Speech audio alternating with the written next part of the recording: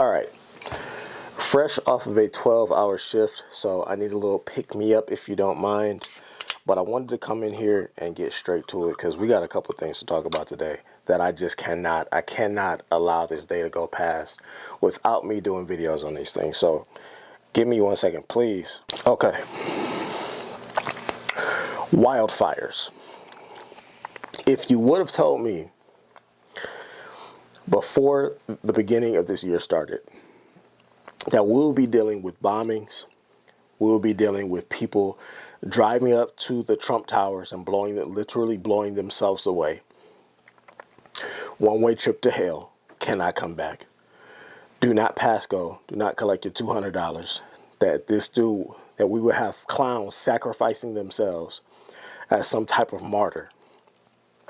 If you would have told me that at the beginning of the top of the year in New Orleans, during one of the biggest celebration events, during one of the biggest destination places in the U.S., that we would have a rogue former U.S.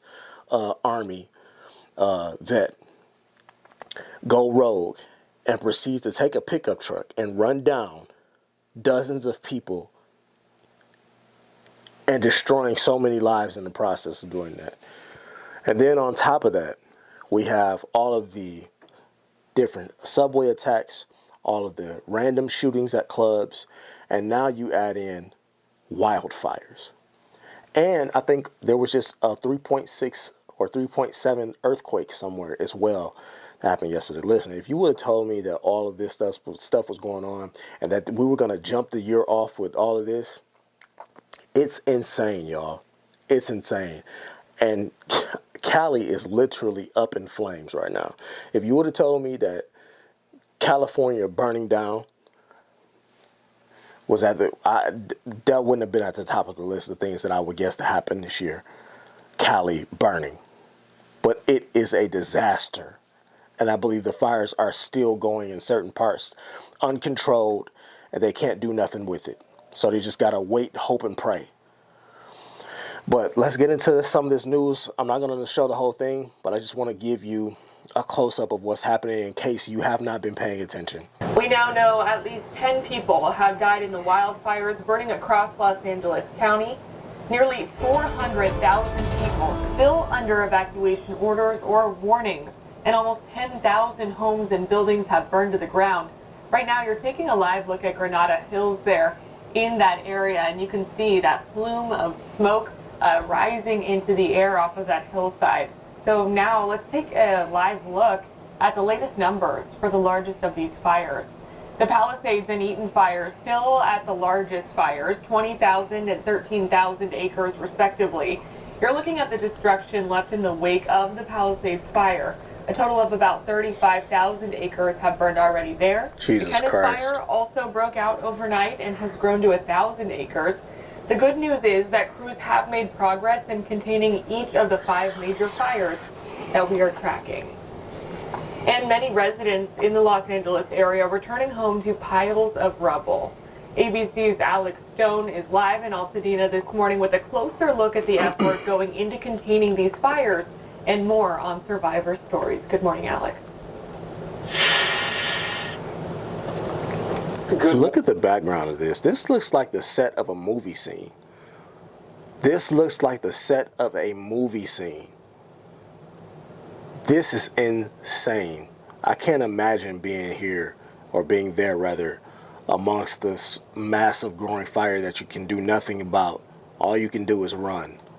Morning, Jordan, and here in Altadena, it is home after home where just everything is gone. There are a couple of chimneys standing, but that's about it. A lot of natural gas is still coming out of pipes, still some of those on fire, but everything else is melted, including the cars that are gone, as firefighters are trying to put out the flames. There are almost no words to describe the devastation in Los Angeles County as the wind-driven fires have spread to another area. Across the county, over 10,000 buildings destroyed, and the number of dead rising. Everything that we know and love is gone. Not just this house, my whole city gone, man. The whole thing, like everything, my whole neighborhood, everything that I grew up to love and know is burnt up. The Kenneth Fire erupting in the San Fernando Valley, forcing evacuations in the West Hills neighborhood. We are expecting this fire to rapidly spread due to high winds. All of the major wildfires are in a roughly Jesus 25-mile Christ, band hold on, north. man. So we got 5 different areas where there are fires that were out of control. That is no longer the case now, of course, because, you know, sometime they have gotten control over some of these. But I believe one of these are still burning. I don't know if it's the one in, I think the Palisades fire is still going right now that they cannot get a control of. But Jesus Christ, if you look at this, my goodness. Of downtown LA, the Palisades and Eaton fires, the largest, over 9,000 homes, businesses, and other buildings are damaged or destroyed. Early estimates predict $57 billion in damages. 57 billion? Palisades fire still raging overnight after scorching over 19,000 acres, an area the size of Manhattan. Dozens of blocks flattened to smoldering rubble. Only the outlines of homes remain. Residents in Altadena who came back to inspect what was once their neighborhood, shocked. As you can see, there's nothing left, and I've been here for about an hour and a half, and I don't want to leave. It's home. So I really can't put into words. And Jordan, the winds are finally calming here. In fact, the red flag fire warnings are going to expire later on tonight at around 6 o'clock, but there is another round of Santa Ana winds. Could be strong Santa Ana winds coming in on Monday.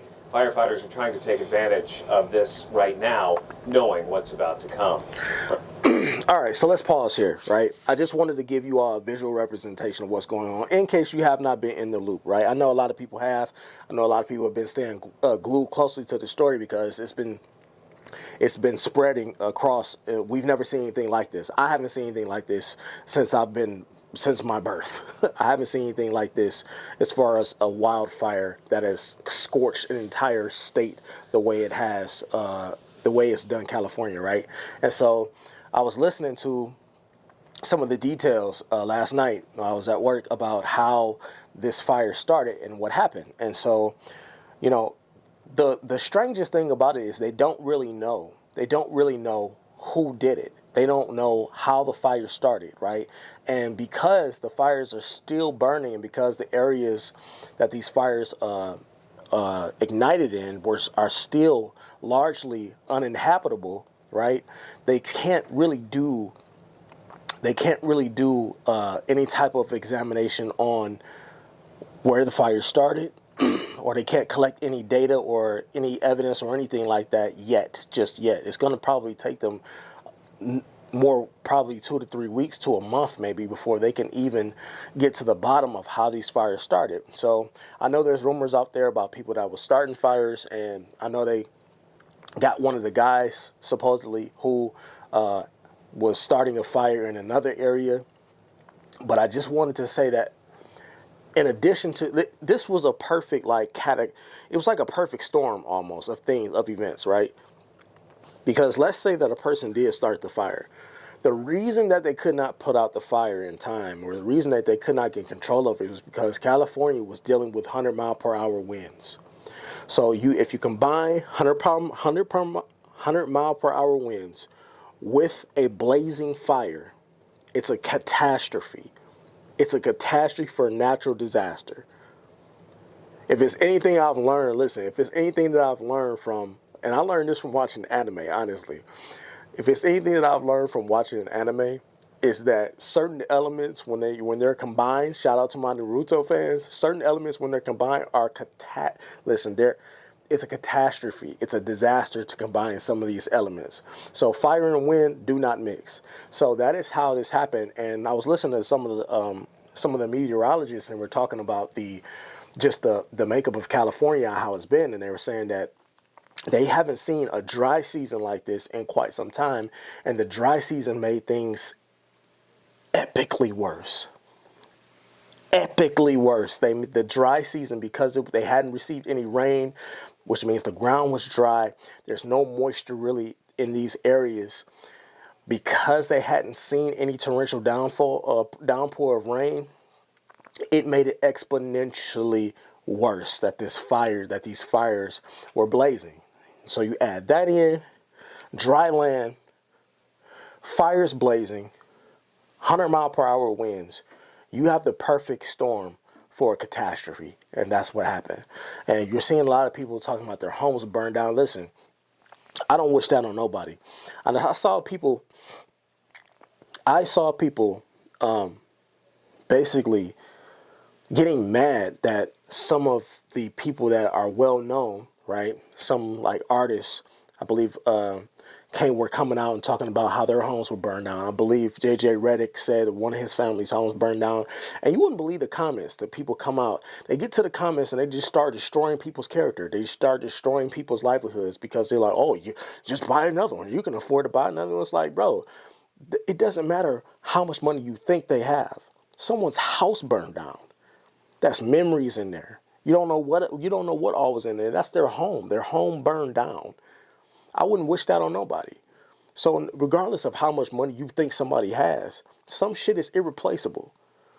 So you wouldn't believe that even in this, and even in a catastrophe like this, that people just, they're soulless. They don't care.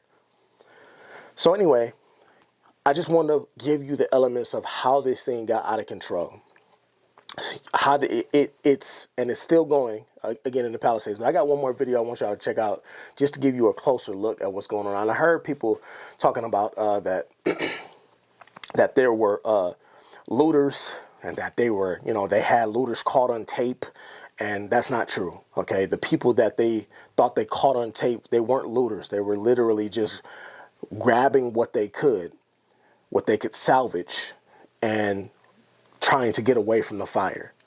They were grabbing what they could from their homes and trying to get away from the fires. Although they have said that looters are concerned now because there are $1 million homes, in those areas. But the people that they actually caught on tape, those weren't looters. But let's get to one of the guys that they caught. Deadly wildfires spreading across Southern California have left thousands of people without homes. At least one of those fires could have been started on purpose. LAPD even investigating a homeless man for arson. Here's everything we know about the fires right now. At least 10 people have died as a result of these wildfires. But we won't have an official death toll for quite a while because it's still unsafe for first responders to go into some of these burn zones. Tens of thousands of people have been forced to leave their homes and rush to safety, and at least 10,000 buildings have been burnt to the ground, including the homes of some big-name celebrities like Paris Hilton or Adam Brody. At the time of this recording, the fires are ongoing across the Los Angeles area, and there are actually multiple fires pushing up dangerously close to LA landmarks like the Hollywood sign or Sunset Boulevard. The biggest fire is the Palisades fire. It's between Malibu and Pacific Palisades, even pushing up against Santa Monica. There's also the Eaton fire from the Pasadena area into the Angeles National Forest. The Hearst fire is north of the San Fernando Valley, and the Lydia fire is in the Antelope Valley area. And then there's the Kenneth fire. And this is the fire that could have been started on purpose in an act of arson. His name wasn't released, but we did learn that the man was homeless and in his 30s. Neighbors in the Woodland Hills area reported the man started the fire about 4:30 Thursday evening. They called 911 right away, and as they were waiting for police to arrive, a bunch of the neighbors came and surrounded the man to make sure he couldn't run off. It was basically a giant citizen's arrest. Within 20 minutes, he was taken into custody. Early on, there were reports that the man started the fire with a propane tank or a flamethrower, and as of yesterday, an arson investigation is underway. So this story, new updates coming out almost by the second, and Hold on, sorry. They did say it was homeless, right? They said this man was homeless. Where the fuck do you get a flamethrower from when you're homeless and propane tanks? Am I off? What the fuck? If you're homeless, how do you get your hands on a flamethrower? I want to see the flamethrower now. I want to see the flamethrower. Like, what are we talking about here? Are we talking about a flamethrower like with a backpack and this dude was just walking around just hosing shit down with fire? I need more details. It's devastating news, one after another. But to talk about it a little bit more in depth, we're going to bring in former CIA officer and FBI agent Tracy Walder. And Tracy, right from the jump, you're from Southern California, and your family has been affected by all this, right? Yes, I'm from Southern California. I was born in LA County, and then when I was about 7, my parents moved to Orange County. But unfortunately, my first cousins lived in the Palisades. What has it been like for them? Have they had to evacuate their homes, I'm assuming? Yes, so they lost their home, which, I mean, the reality is pretty much everyone in the Palisades lost their home. But I think even more importantly is that their children all lost their schools.